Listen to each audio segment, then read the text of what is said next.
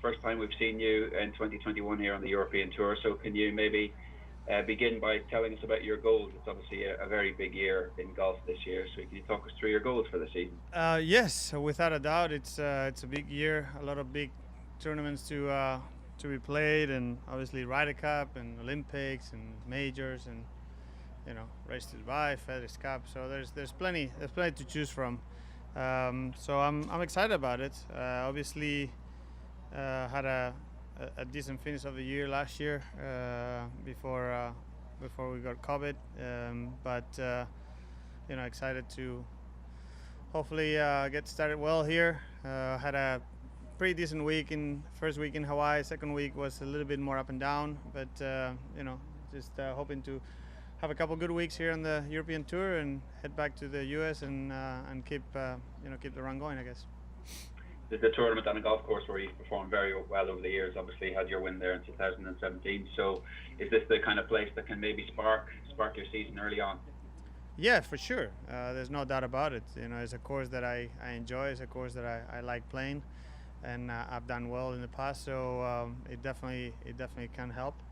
But we'll see. As the week goes on, see how we feel, see how the confidence is, and try to build it up as the weeks go on. Thank you very much, Sergio. We'll take it to the floor for questions, and we'll begin with Phil Casey, please. Hi, Sergio. Thanks for your time this morning. Hi, how are you? Hi. Yeah, good. Thanks. Good to see you, especially after, as you mentioned, obviously catching COVID late last year. Can you just tell us how frustrating that was to miss the Masters as a former champion, and how were you physically? How did it affect you? Yeah, it was a little frustrating. I'm not gonna lie. Obviously, I had a good run going on majors in a row, and to miss the Masters the way we missed it, obviously, it was a little bit disappointing. But once once I once I tested positive, I kind of had to get my head around it because I knew that that's was what was gonna happen, and it didn't matter how frustrated I got or whatever. It wasn't gonna change. So it was unfortunate, but it happens. We know that by coming out here and playing tournaments, we put ourselves at risk, and anyone can get it any time. So you just deal with it. And the good thing is my symptoms were quite mild, so just a little bit of a sore throat, a little bit of body pains, back and shoulders, a little bit of legs, and lost my sense of smell. But other than that, it was okay. I obviously felt a little tired and stuff, but it wasn't too bad. And as you've mentioned, obviously it is a massive year. It's a Ryder Cup year again. It's Olympics and etc. How much is the Ryder Cup a goal of yours? You're already the record points holder for Europe, but how keen are you to add to your total at Whistling Straits? Yes, obviously it's something that I would love to be a part of, and not so much to add to my total, but to add to Europe. And I know that if I do that, then it obviously adds to my total. So, but at the end of the day, everyone knows. You all know how much I love the Ryder Cup, and I would love to be a part of a few more. And that's obviously one of the biggest goals for the year. Was that the reason, by the way, you started with both events in Hawaii? Was that to try and get some world points up early on, or was that just a? A little bit. Obviously, we were in Austin through Christmas and stuff because of COVID and everything. So it was a much shorter flight than if we would have been in Spain. So that made it definitely easier. But for sure, yeah, I had in mind obviously taking a good couple of chances there with the Century, the Tournament of Champions with no cut and everything. I knew that if I had a decent week, I could get some points there, and then the next one at the Sony. So it definitely was in the back of my mind for sure. Thanks, Sergio. Good luck this week. You're welcome. Thank you. Thank you, Phil. We'll go to Ian Carter, please. Hi, Sergio. How I are you? just wonder, you're obviously one of those players who plays both tours, which brings into it the amount of travel that you've obviously done to simply be there. given the current climate. Just how much of a challenge is that in terms of your own scheduling? It is a big challenge, much bigger than in the past for several reasons. First of all, because I'm not getting any younger, and the body feels it. But second of all, because of the times we live in, and how the regulations, the rules and regulations are different in every country you go. So it definitely comes into effect, and hopefully it won't change my schedule too much throughout the year, but it might. If countries come out with new rules and stuff like that, and quarantines and stuff like that, it might be difficult for me to travel to some of the places and be able to have enough time to get ready for those tournaments. So as the year goes by, we'll try to adjust the best way possible. Is that sort of sense of uncertainty and the fact that whatever comes on the news bulletin could have a direct effect on your job immediately, is that a stressful situation at the moment? I mean, I try not to stress too much, because at the end of the day, we're still very lucky. We have a job, we do what we love, and we still live a great life. But it's definitely, I would say, uncomfortable, because it's just so difficult to make plans right now. For the past year, it's pretty much impossible to make plans, because you don't know what you're gonna be, what you need going into some places, and things might change midway there. So that's the only thing that is a little bit annoying. But on the silver lining, I guess it's not too bad at the end of the day.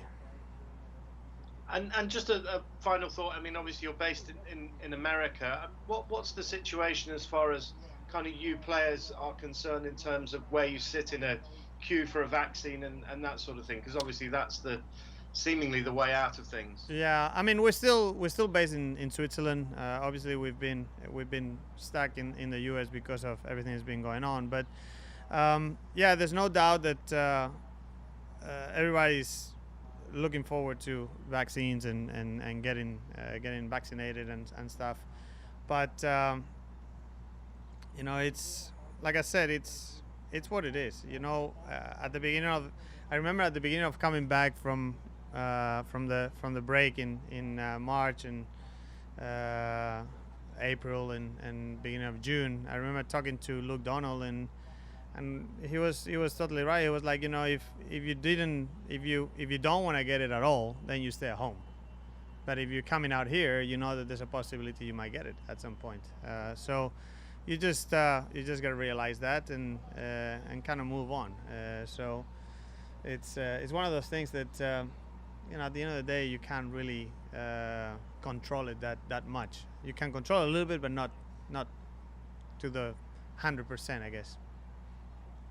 Thanks, Sergio. All right, you're welcome. Thank you, Ian. We'll go to Martin Dempster next, please. Martin.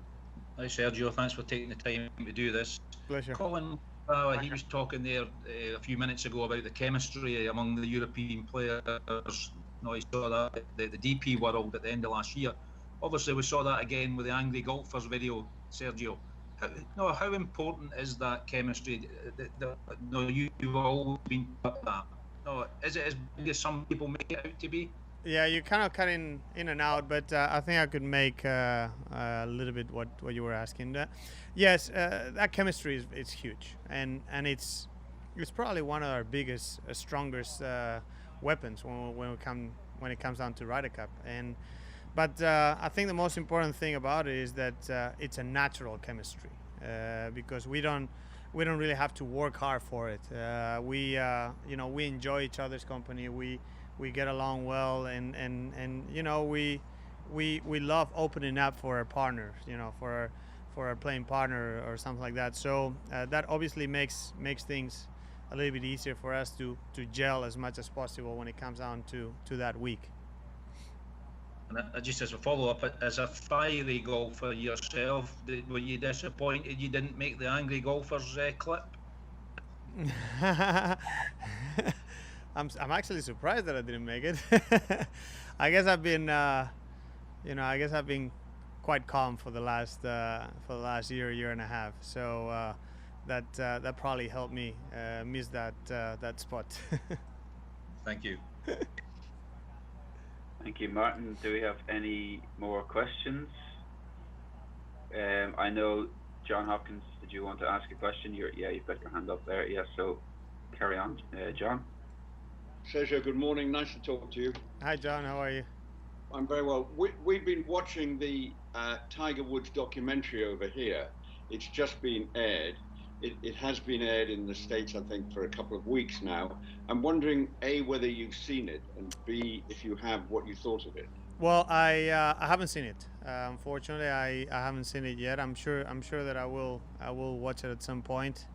I've heard comments from friends that have watched it, but yeah, I've heard it's kind of tough, you know. But I haven't seen it, so I can't really give you my full opinion. It's certainly. What tough, do you think? I think it's terrific. But I've known Tiger for 25 years. I've covered him for 25 years. It is tough. It's very long, but the word I would apply most of all is thorough. I mean, it has talked to everybody